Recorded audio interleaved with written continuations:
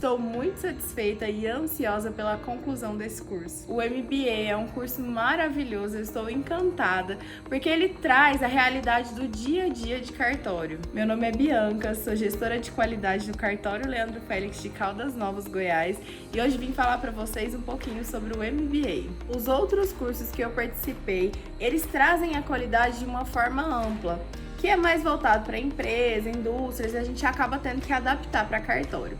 Esse não, ele traz uma realidade já para cartórios extrajudicial, e isso foi o que me encantou nesse curso. E além de tudo, o Grupo Chai traz para nós a oportunidade de aprender com esses grandes profissionais que são os professores do MBA. Boa noite, sejam todos bem-vindos para mais uma live de aquecimento para o MBA em Gestão de Formação de Cartórios Extrajudiciais. E hoje temos o nosso professor aqui, meu amigo Fabrício Coutinho, seja muito bem-vindo. Obrigado, Denise, é uma grande satisfação poder compartilhar esses minutos de conhecimento e poder desfrutar também da sua rica experiência e compartilhar com os ouvintes, as pessoas que estão participando da live. Vai ser um prazer essa troca de experiência e eu espero que seja uma noite proveitosa em relação aos procedimentos, que as pessoas realmente tenham a impressão de que vão sair daqui com o sentimento de que algo agregou na sua atividade laboral. Fabrício, me conta qual o teu cartório hoje, por onde tu passou, me conta um pouquinho da tua trajetória como titular do cartório. Bom, a minha experiência, eu digo que ela foi acidental, né? Eu fui escolhido. Então, eu iniciei a partir de um convite de um amigo, que é o Dr. Francisco Rezende. Na época eu estava no 8º período de Direito, na PUC Minas, e ele assumiu o 4º Registro de Imóveis de Belo Horizonte. Eu tive a oportunidade de trabalhar durante 3 anos com ele, como escrevente no 4º Registro de Imóveis de Belo Horizonte, e foi uma riquíssima oportunidade de aprendizado da técnica registral. Depois desse período, eu formei, eu comecei a prestar concurso, tive a oportunidade de passar num concurso em Minas, só que o concurso estava demorando muito para chamar, e eu falei, eu estava bastante motivado para começar, então eu me desliguei do cartório e continuei estudando, e nesse meio tempo eu tive a oportunidade de receber um convite do Dr. Fernando Pereira do Nascimento, que recentemente, né, em 2009, havia assumido o 1º Registro de Imóveis de Belo Horizonte, e foi minha primeira experiência enriquecedora do ponto de vista de gestão. Logicamente, o 4º Registro de Imóveis ele é uma referência de gestão em qualidade, mas no 1º Registro de Imóveis de Belo Horizonte eu tive a oportunidade de participar como um dos atores do processo de gestão em qualidade. E nessa oportunidade... Exatamente, foi exatamente nesse período que a gente teve a oportunidade de se conhecer, no início de 2009, né, Denise? Então, qual era a minha função? A princípio, eu iria entrar para ajudar a desafogar a exigência técnica, porque é um cartório muito grande, com uma nova equipe, com um desafio, né, de iniciar um trabalho novo, de um cartório secular. Então, mas o Dr. Fernando, como um perfil extremamente arrojado, empreendedor, ele percebeu que o conhecimento que eu tinha, na visão dele, seria útil para poder ajudar a difundir, né, o conhecimento técnico para a equipe. Então, ele realmente é um multiplicador de conhecimento. Isso foi para mim, foi uma grande escola. E como esse trabalho foi feito? Primeiro que foi muito gratificante, porque eu ganhava para ensinar. Então, todos os dias eu ficava dentro do cartório, eu sentava, eu lia, eu preparava material didático. E como funcionava esse programa? Ele publicou um edital de treinamento que envolvia voluntariamente todos os colaboradores que tivessem interesse em participar de 8 ciclos de conhecimento. Essas aulas eram aos sábados, um sábado por mês, em verdade. E nós trabalhamos temas variados, desde teoria geral do direito registral, histórico do registro de propriedade em Belo Horizonte, por conta da competência territorial da serventia, escrituras públicas, títulos judiciais, condomínio, incorporação, demais direitos reais previstos, né, no artigo 1225, inclusive trabalhamos todos os direitos reais elencados no artigo 1225, desde a propriedade até os direitos reais de garantia. Então, foi uma riquíssima oportunidade, foi, com toda certeza, uma experiência que me marcou. É, embora tenha sido breve, foi um único ano, mas a possibilidade de poder motivar essas pessoas me permitiu sentir um pouco qual é a importância que tem de ser generoso em relação à troca de conhecimento. Então, nesse curto prazo, eu percebi o tanto que essa troca de conhecimento ela foi importante para poder ajudar, inclusive, no desenvolvimento, né, afetivo, no desenvolvimento social e o autoconhecimento dessas pessoas que participaram. Porque, ao final, quem tinha a obrigação de trabalhar como facilitador de apresentar os ciclos eram os colaboradores. Então, eu percebi o quanto eles se sentiam satisfeitos apesar de todo o desafio, pessoas que realmente tinham dificuldades de se expor em grupo, né, dificuldade de oratória, mas que eles se sentiam extremamente gratificados e realizados com o resultado que conseguiram entregar. Então, eu tenho muita gratidão por essa experiência. E, posteriormente, a minha primeira experiência enquanto delegatário já foi a partir de janeiro de 2010, no estado do Maranhão. Eu assumi o terceiro ofício extrajudicial, com atribuição de protesto, notas, títulos, documentos, pessoas jurídicas. Embora tenha passado 13 anos, eu diria que de lá para cá muita coisa transformou. Né? Eu entrei num cenário em que o serventia não tinha um sistema operacional, os selos eram físicos, não haviam sequer etiquetas para a prática de atos notariais, então eram carimbos preenchidos a caneta. Então foi todo um desafio e hercúleo para poder mudar uma cultura de trabalho. Eu diria que o primeiro grande resultado que eu tive lá foi na atribuição de protestos, que era o carro-chefe, o grande movimento da serventia, porque não existia ainda central de remessa de arquivos, os títulos eles eram apontados, né, um termo técnico mais apropriado para o protesto, por meio físico. Então, e isso tinha gerado uma grande demanda de movimentação bancária. Quando eu assumi, a serventia tinha 8 contas bancárias. Nossa. Então, o que nós fizemos? Né? Nós implantamos o sistema de boleto, foi a primeira serventia do Estado a trabalhar com essa sistemática, que hoje é comum, né, nos cartórios, mas na época ela não era. E isso aí permitiu um fluxo de eficácia extremamente, que mudou culturalmente assim, a qualidade do serviço. Então, a minha primeira experiência de resultado, eu diria que foi a implantação do sistema de boletos. Na sequência, em 2017, eu fiquei em 2016, desculpa, eu assumi a serventia em Santa Catarina, na comarca de Canoinhas. Foi uma breve passagem, uma passagem de apenas um ano, mas extremamente enriquecedora por conta da maturidade técnica e institucional, né, do estado de Santa Catarina em matéria de serviços extrajudiciais. Já no ano seguinte, 2017, eu assumi, então, minha atual serventia, que é o segundo registro de imóveis da comarca de Cornélio Procópio, e aí realmente é a minha grande experiência de gestão. Né? No segundo registro de imóveis, assim, que eu pude fazer de expressivo, foram 2 mudanças de sede. A gente sabe que é extremamente desafiador, quase que uma troca de pele, né, Denise? Você que já participou disso inúmeras vezes. Então, isso tudo por uma questão de melhorar a qualidade da prestação de serviço para os usuários. Num primeiro momento, a gente tem um tempo extremamente reduzido para poder instalar uma serventia, praticamente 30 dias para começar do zero. Então, você pega, né, você escolhe aquilo que você tem naquele prazo. E aí, embora o imóvel ele tivesse uma boa condição, ele era pequeno, ou ele ficou pequeno. E aí a gente acabou estudando uma expansão para uma estrutura mais de 3 vezes maior do que que eu tinha montado na primeira sede. E fora isso, sempre focado em gestão em qualidade, em processo de treinamento contínuo dos colaboradores, pela serventia e pela Escola de Escreventes da Aripar, Associação dos Registradores Imobiliários do Paraná, que é um braço extremamente importante, até para desonerar os registradores da tarefa contínua de qualificação. Então, essa atuação generosa dos registradores, dividindo a responsabilidade técnica, ele contribui sobremaneira para a gente desenvolver esse processo de qualificação dos colaboradores. E o outro desafio que eu tive também, que eu não posso deixar de passar, é depois de 18 anos, mudar o sistema operacional da serventia. Então, a gente nunca sabe como vai ser a indexação, né, a qualidade dos arquivos que vão ser transferidos, mas o fato é que todos os movimentos foram necessários e hoje nós estamos colhendo frutos dos resultados.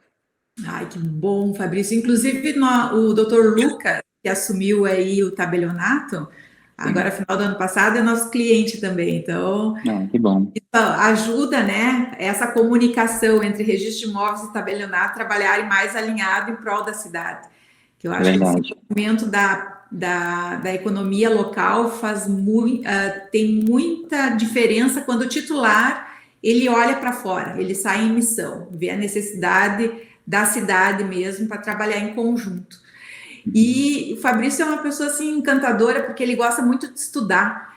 Ele, quando ele contou essa história lá do primeiro registro de imóveis de Belo Horizonte, que ele montou o programa de treinamento técnico, ele era apaixonado por isso. Então, aprendi muito, Fabrício, contigo naquele projeto, e tanto é que a gente replicou em vários outros cartórios na sequência. E realmente a equipe participando como docente do programa faz com que eles estudem mais, se qualifiquem mais para dar a aula, né? E com isso o próprio cartório ganha com mais conhecimento, com mais foco, com mais celeridade nas atividades e aumentando a segurança jurídica dos atos praticados. Então, parabéns assim por esse teu perfil, essa tua missão de ser generoso em repassar conhecimento, em trocar conhecimento. E próprios teus colegas aí na Aripar, também eu ouço muito isso, né? Que sempre quando tem uma dúvida, o Fabrício, se não sabe, ele vai lá estudar e buscar Isso. informação para replicar, né? Então, esse teu gosto pelo conhecimento é algo que ajuda muitas pessoas. Então, parabéns assim por esse perfil e fico feliz de tu teres aceitado ser docente, né, no nosso MBA, porque daí tu vai estar ajudando outras pessoas a terem essa informação, esse conhecimento. E Fabrício, o que tu considera assim, ó, importante na gestão dos processos, porque é uma dos temas da tua aula, em melhorar a prestação de serviço do cartório? O que os processos têm a ver com essa melhora?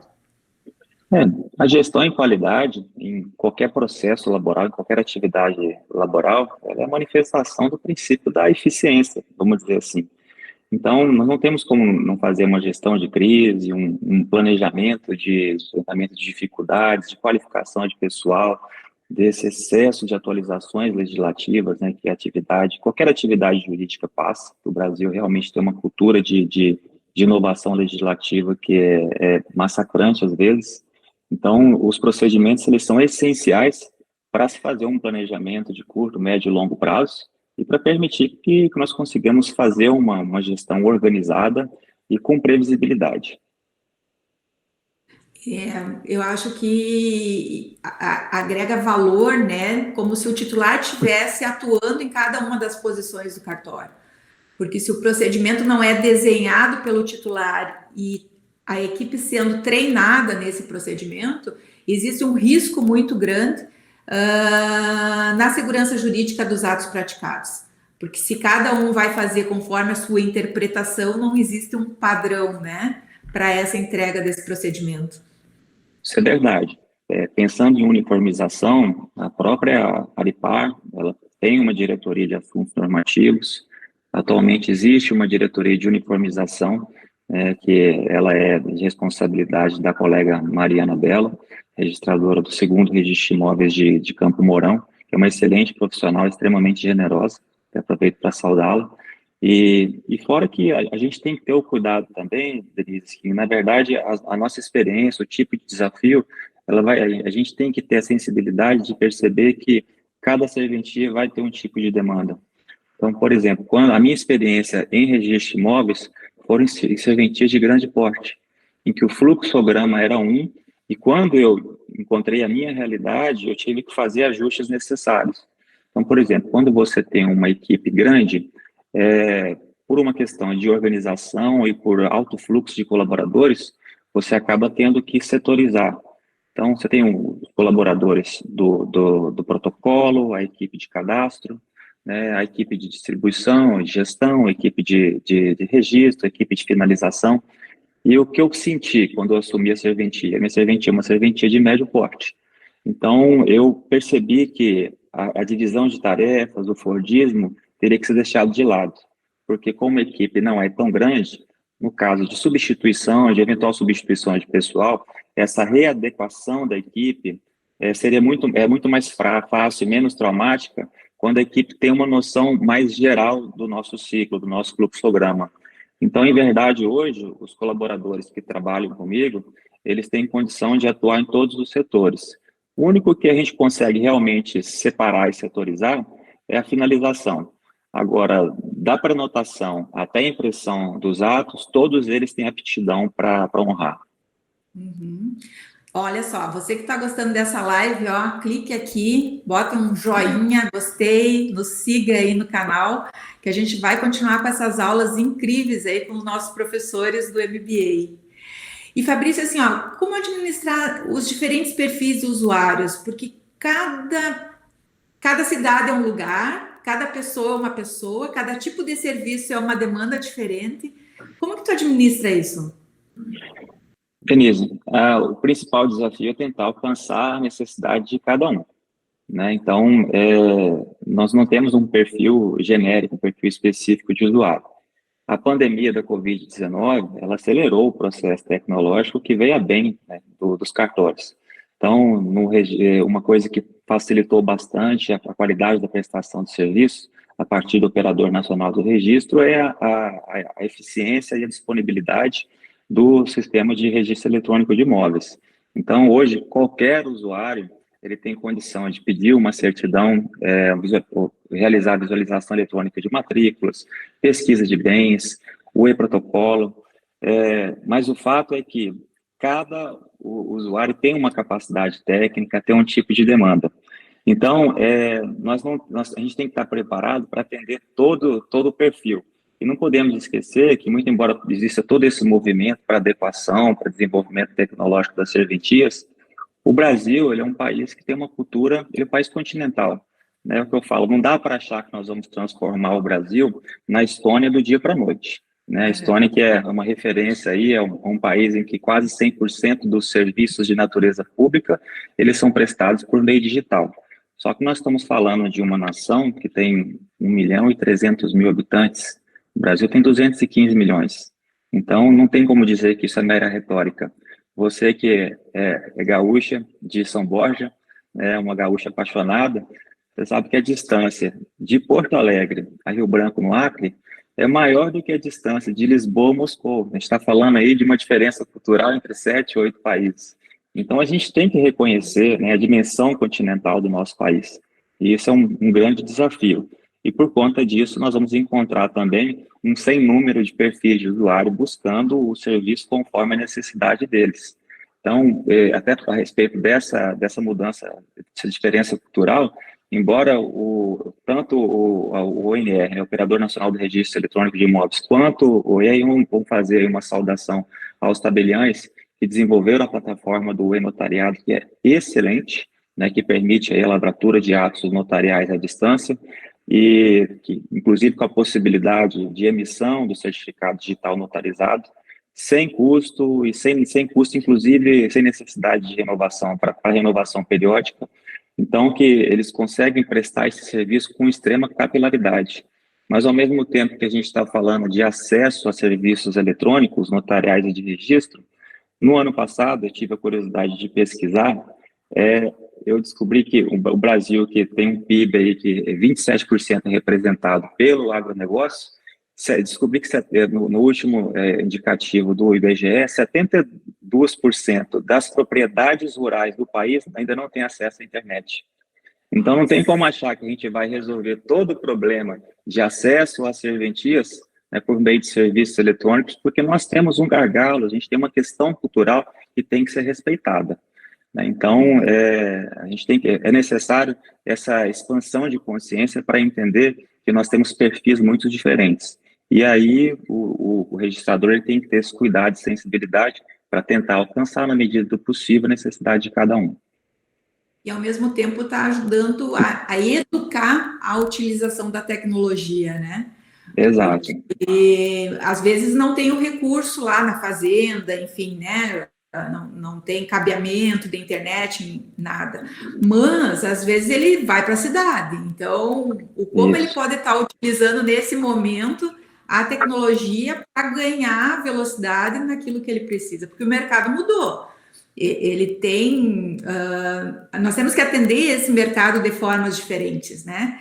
Inclusive, eu estava numa palestra agora lá no Rio Grande do Sul, da Anoreg, no evento que teve lá, inclusive eu palestrei, e na palestra do Sérgio Ávila, ele trouxe um discurso bem interessante no sentido de o registro de imóveis, ele continua sendo feito da mesma forma, utilizando os livros, utilizando a informação. Então, o jeito de fazer, ele mudou um pouquinho, mas ainda são baseados naqueles dados, naquelas informações. Então, o que a gente tem que olhar para o próximo nível para fazer diferente, para atender a necessidade do mercado? Eu não sei, mas a gente precisa começar a pensar nisso, né, para fazer uma entrega de acordo com o que o mercado está precisando. Necessário fazer a leitura do tempo, sempre. Exato. E me diz uma coisa, Fabrício, para essas questões que tu falaste até agora, tu está trazendo algumas questões para o MBA, né? Qual é essa contribuição pedagógica que tu vislumbrou nas tuas aulas? Denise, eu vou falar especificamente sobre condomínios e incorporações, né? Sobre o processo técnico e de qualificação relacionado a condomínio e incorporações, até porque a disciplina ela vai ser compartilhada com 3 colegas, com você, com o André Vilaverde e com o Marcelo Carvalho. São 2 grandes amigos, pessoas que eu tenho bastante proximidade e pessoas que, inclusive, eu tenho muita troca técnica e que são pessoas que me auxiliam todos os dias na minha atividade. Então, primeiro, existe uma responsabilidade, porque eu tenho que honrar esses colegas, que são pessoas que são referência para mim, incluindo você, e a minha contribuição específica vai ser para a parte de condomínio e incorporação. Obviamente, até para não apresentar uma aula maçante, nós não temos uma proposta de chegar e apresentar modelos de checklist, ficar lendo e explicando pontualmente. Como você tem uma proposta de MBA com densidade, que já busca um perfil de aluno, que realmente precisa de um desafio, né, técnico, algo que realmente agregue, nós necessariamente vamos ter que fazer um aprofundamento nas questões históricas, legislativas, né, técnicas, para então chegar naquilo que seria uma proposta de trabalho, nos checklists. Eu, particularmente, eu tenho uma grande paixão, né, pelo tema condomínio e corporação, porque no primeiro momento, quando a gente pensa assim, poxa, são empreendimentos que não necessariamente estão vinculados diretamente a empreendimentos de interesse social, que talvez você trabalhe aí com uma fatia do mercado um pouco mais elitizado, o que é um grande equívoco, né, porque a gente sabe que o condomínio, o próprio instituto, ele nasceu num contexto de mazela da sociedade, né, por crise de segurança, por problemas sanitários, se a gente for remontar ao período feudal, de escassez de alimentos, essas pessoas migraram para as cidades, né, sem condições de acesso à terra, e aí discutindo aí também a questão da Revolução Industrial, mais as guerras mundiais, tudo isso aumentou o custo de acesso à terra, fazendo com que essas pessoas, né, elas acabassem se aglomerando em alguns rincões, em situações de insalubridade. Então, o fato é que o condomínio, muito pelo contrário, ele busca atender todos os setores da sociedade, independente do nível, né, tipo, econômico. Tanto é que você tem aí formas contemporâneas de condomínio que atendem desde o que a gente pode chamar de uma população pauperizada, que seria a hipótese do condomínio urbano simples, como as multipropriedades, que aí nós temos situações de forma de aproveitamento compartilhado da propriedade por fração de tempo, né, que nós tivemos, em 2018, nós tivemos a publicação da Lei 13.777, que regulamentou o sistema de multipropriedade no Brasil e que trouxe uma série de implicações do ponto de vista técnico, registral, né? Então, a multipropriedade, que não é uma invenção do direito brasileiro,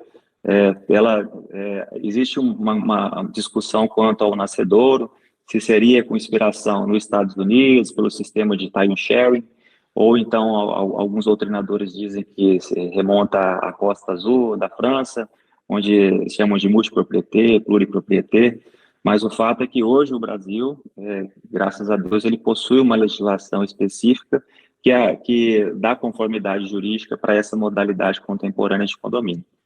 Então, fora isso, obviamente, nós vamos falar além da questão histórica, vamos ter que entrar, né, necessariamente nos atos correspondentes ao condomínio, as espécies de condomínio, falar densamente da parte, especificamente do condomínio edilício, né, previsto no Código Civil, vamos na Lei 4.591, vamos ter que falar bastante dessa lei, que na verdade é a primeira lei que sistematizou de forma não rudimentar o condomínio edilício, é uma lei de 64, que no próximo ano está completando 5 anos, e eu até aproveito a oportunidade para falar que, a convite do professor Alberto Gentil, nós redigimos um manual prático de condomínio, que vai ser publicado em breve pela editora Revista dos Tribunais, em comemoração aos 50 anos, né, então, da lei de condomínio, e nós vamos abordar massivamente todos os critérios técnicos, inclusive apresentar propostas de atos notariais e registrais correspondentes aos condomínios e corporações. Excelente, Fabrício, excelente. E eu tenho um discurso assim, que o titular tem que sair em missão, né? Que é olhar para fora do cartório, que é ver o que ele pode ajudar a cidade a melhorar e a se desenvolver. E eu acredito que nortear a cidade para ver a possibilidade de construção de condomínio é uma das missões, vamos dizer assim, né? Porque o prefeito muda de 4 em 4 anos, né? E normalmente a equipe técnica que entra junto com ele, ela tem que começar do zero ou muito baixo se ela já tem uma experiência anterior em relação a isso. Mas o registrador, o tabelião, eles já estão há muitos anos ali naquela cidade. Então, eles conhecem a estrutura, eles podem ajudar nesse desenvolvimento do município. E adorei essa possibilidade de criar novos condomínios para resolver as questões públicas. Não é um papel do titular que está na lei, vamos dizer assim, como obrigação mas eu acho que é uma questão de cidadania e a possibilidade de melhorar a própria estrutura daquele município. Não sei o que tu pensa sobre isso. Eu concordo inteiramente, inclusive eu sou um apaixonado pela parte de urbanismo social, né, de alguma forma o condomínio como um modelo de regularização de propriedade, ele é um braço do urbanismo social, mas o fato é que o urbanismo social, ele busca estudar e encontrar diagnósticos porque a gente entende como área ocupada por população altamente vulnerável. Isso aí busca uma reflexão macro, né? Assim, o grande modelo mundial que nós temos de urbanismo social é o caso de Medellín, né? No final dos anos 90, dos anos 80, uma cidade que era ocupada pelo narcotráfico e que por conta de um processo aí de depuração e de resolução dos problemas de habitação, eles conseguiram mudar, transformar a qualidade de vida daquelas pessoas. E isso tem um impacto desde a questão orçamentária, com o aumento do orçamento do município na questão de lazer e cultura, com uma redução drástica do índice de violência, ao acesso, na integração da cidade, que normalmente as áreas mais altas são ocupadas por pessoas que não têm acesso à infraestrutura básica. Então, eles têm aquele conceito de elevadores, de bondinhos que ligam, né, a parte alta, a parte baixa da cidade. Então, o urbanismo social, ele traz seguramente possibilidade de discussão do que a gente chama de dignidade da pessoa humana, né? Então, porque a moradia adequada, ela é uma demanda, e muito embora o urbanismo social ele tenha um conceito muito mais abrangente.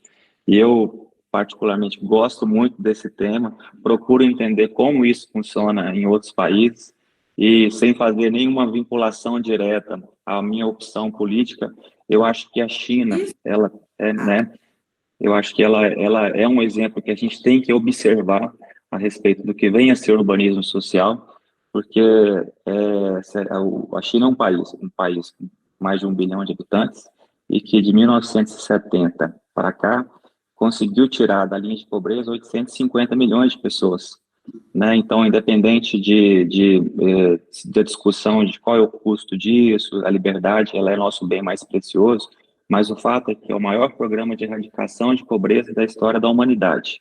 Como foi feito isso? Né? Então, mesmo sendo um país com uma cultura ideológica definida, na década de 70, o Deng Xiaoping, então líder do PCC, ele entendeu que a forma que ele tinha de permitir que a população ascendesse era aumentando o poder de consumo, né? Porque então o consumo era o motor da economia. Então não adianta, não é interessante para uma nação uma população que não tem capacidade aquisitiva. E a China, por conta dessa cultura de incentivo ao consumo, é o país que mais doa dinheiro para regiões periféricas para que sejam mercados consumidores em potencial. E não tem como se fazer isso sem investimento em habitação, em educação, né, em dignidade à população. Então, ele com certeza é um país que tem algo a dizer no que diz respeito ao urbanismo social e que a gente pode buscar alguns exemplos, sim. E a minha próxima pergunta fica um pouco vinculada aí. Como tu enxerga assim, o registro de imóveis daqui para frente? Porque o mercado é outro. E trazendo essa reflexão de melhoria econômica de consumo da população para fazer o reinvestimento, os cartórios eles têm que ter um novo olhar. 2001, 2002, eu tive a oportunidade de participar do primeiro biênio, né, a primeira gestão do Registro de Imóveis do Brasil. Né, a segunda gestão também é presidida pelo Dr. Flaviano Galhardo, registrador de imóveis na capital de São Paulo, e eu tive a oportunidade de compartilhar uma diretoria com o colega José Arimateia, registrador em Mato Grosso. E hoje fica bem claro que o Registro de Imóveis do Brasil, enquanto entidade, ele se posiciona não apenas para garantir segurança, né, aos atos que compreendem a propriedade imobiliária, mas permitir com que o registro de imóveis ele funcione de modo a permitir a facilitar as transações comerciais, né, a realmente contribuir para a melhoria do ambiente de negócio. Então, o posicionamento do registro de imóveis ele tem que ser nesse sentido. E é por isso que nós temos, posso dizer, quase que essa obsessão, né, em permitir com que o acesso ao serviço ao usuário, independente da capacidade, do alcance de cada um, ele ocorra por todos os meios e que nós consigamos fazer essa leitura.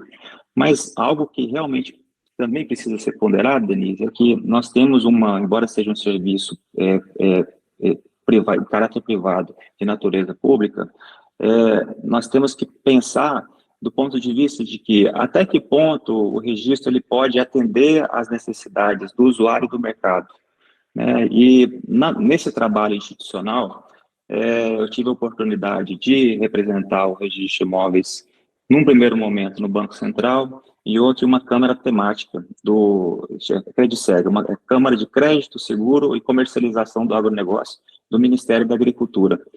E lá foi muito importante para a gente entender, principalmente o que o mercado, o setor produtivo, esperavam dos cartórios, especialmente do registro de imóveis. Então, no caso do Bacen, o então diretor de regulação à época, ele disse que, olha, o que nós esperamos do cartório? Um modelo de prazo, preço e procedimento. E aí a gente começou a refletir a partir disso.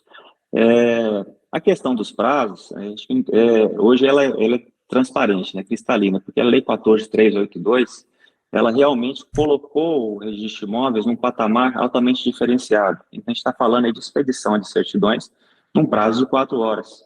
Eu acredito que não exista, né, um serviço de natureza pública que tenha essa obrigação ou que consiga honrar esse prazo tão exíguo e as pessoas realmente precisam de tempo hoje. Sem falar na redução também de prazos de atos registrais. Então, nós temos hoje condições de falar que, de fato, o registro ele é cumprido com bastante eficiência, com celeridade. No tocante aos procedimentos, até pela oportunidade que nós estamos tendo de troca aqui, hoje o acesso à informação, a contribuição das entidades de classe, ele permite sobremaneira o alinhamento técnico, a uniformização. Somado a isso, a gente pode pegar a própria contribuição do Operador Nacional do Registro Eletrônico de Imóveis, né, que vai facilitar bastante o acesso de dados estruturados das serventias. que de alguma forma vai ensejar uma automatização de serviço, uma previsibilidade na qualidade com que o serviço é prestado. Fora isso, o próprio Conselho Nacional de Justiça publicou recentemente uma minuta do que será, né, o Código Nacional de Normas a cargo da Corregedoria Nacional de Justiça, já prevendo, então, uniformidade em procedimentos, em modelo de fiscalização a cargo do Judiciário. Então, a questão procedimental hoje, ela também caminha a passos largos e de modo satisfatório. O que eu posso dizer que é o nosso grande gargalo, que realmente que suscita uma reflexão necessária, Denise, é a questão do preço. E a gente tem que entender qual é o cenário em que os registros de imóveis estão posicionados no país. Nós temos hoje mais de 3.400 registradores imobiliários no Brasil, e a gente não tem como chegar a essa conclusão sem entender como é o modelo emolumentar. Por quê? A Constituição ela prevê que a legislação federal ela vai definir as normas gerais de cobrança dos emolumentos, né? O artigo 236 da Constituição, parágrafo 2º. Por sua vez, essa legislação federal, que é a Lei 10.169 de 2000, informa que, nos termos das normas editadas por essa lei, os estados eles vão publicar, né, eles vão elaborar os regimentos emolumentados. Então, nós temos que entender que cada estado possui uma vinculação legal, podendo, a partir das suas peculiaridades, definir o que vem a ser o regime emolumentar. E fora que é um serviço que possui grande parte da sua receita vinculada ao Poder Judiciário. Então, é necessária essa reflexão, porque nós não estamos falando em uma discussão que cabe ao usuário, a mim enquanto registrador, mas de algo que impacta no orçamento de um dos poderes da República, que é o Poder Judiciário. E essa simetria, ela é tão grande que, por exemplo, no seu estado, né, de origem, Rio Grande do Sul, o teto do repasse ao judiciário é aproximadamente 6,5%. No Paraná, dependendo da natureza do ato, e especificamente no caso das penhoras, nós temos uma situação hoje em que 96% do que entra no cartório pode ser repassado para o judiciário. Então, não é uma questão de certo ou errado, é uma questão de como a legislação, né, ela está adequada, de como ela se posiciona. Então, a gente precisa entender um pouco essa questão, a diversidade do nosso país, a assimetria econômica de um estado para o outro, as demandas, né, de cada localidade, e de modo que é muito difícil falar hoje em padronização de preço, porque é algo que transcende a possibilidade dos registradores por conta de uma questão que envolve, né, um arranjo institucional que realmente precisa ser observado e respeitado sob pena de violar critérios constitucionais. Exatamente, porque a renda do tribunal é revertida em benefício da sociedade, né, para manter a estrutura desse poder funcionando. Então, afeta realmente, consideravelmente. Acho que é mais olhar mais para a causa, né, disso do efeito, para a gente trazer algumas possibilidades de reflexão, porque não é algo que vai acontecer imediato. Ainda vai levar um bom tempo de estudo para chegar nesse lugar. Bom, você que está gostando da live, clique aqui num joinha para essa live ir para mais pessoas, terem mais acesso, para o YouTube entregar mais. E, Fabrício, eu quero finalizar, assim, para te dar alguma mensagem, né, para as pessoas que têm interesse em participar dessa segunda turma do MBA, que vai iniciar agora em julho, finalzinho de julho está iniciando a segunda turma. Vale a pena eles participarem de um MBA como esse? Seguramente vale. Eu mesmo, se tivesse um pouco mais de tempo, porque eu estou em processo de finalização do mestrado, eu gostaria de me inscrever. Mas o fato é que a atividade notarial registral, pela natureza jurídica extremamente densa, né, pelo grande desafio de gestão que impõe, ela exige essa atualização constante. E seguramente, pelo alto nível, né, dos colegas que compõem o corpo docente, muitos dos quais eles são referência para mim, eu tenho certeza que quem se inscrever vai ficar feliz com o resultado pedagógico do MBA. As pessoas que estão na primeira turma, a gente tem encontros periódicos, né, da aulas tirar dúvida ao vivo, então vem muitas questões do que eles já colocaram em prática. Então, eles aprendem na aula e já aplicam lá no seu cartório, já testam e vêm com as dúvidas para a gente ajudar a solucionar. Então, é algo que não é só teoria, né? É uma questão de ajudar mesmo na gestão dos cartórios, além de valer como titulação, né? Para quem ainda está fazendo concurso público, né? Vale ainda como titulação aí para ter uns pontos a mais. É verdade. Conhecimento sempre agrega. Com toda certeza, e eu acredito que as pessoas que participarem do MBA, eles vão sair com uma visão transformadora daquilo que é essencial para a nossa atividade. Porque uma coisa é fato, qualquer pessoa que tenha possibilidade de acessar a gestão no cartório, sabe que a questão técnica é no máximo 30%, que a gestão é 70% ou mais da nossa demanda diária. Então, não tem como achar que quando se fala de gestão, nós estamos falando de perfumaria. Muito pelo contrário, é algo extremamente necessário para se prestar um serviço de qualidade. Gestão sempre tem, eu digo, Fabrício, porque as pessoas às vezes separam, né?